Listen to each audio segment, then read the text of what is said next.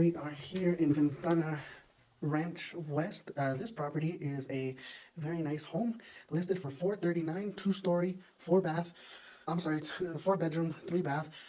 It's obviously vacant. It does need a little bit of upkeep.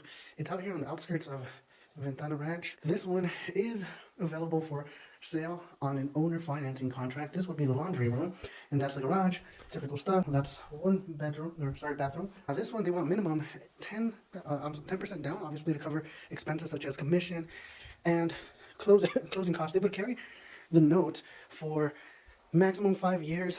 This is original. It looks like original carpet. To your right, you're gonna have bedroom number one, and look, this is something that's very interesting.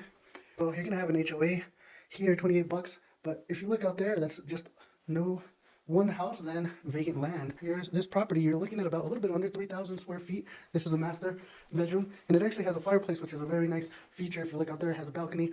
This is the master. It has the tub, walk-in shower, and then you're gonna have your double sink. So all the bedrooms are upstairs. This is gonna be your shared sink in there, sink and bathroom. This is gonna be your other bedroom.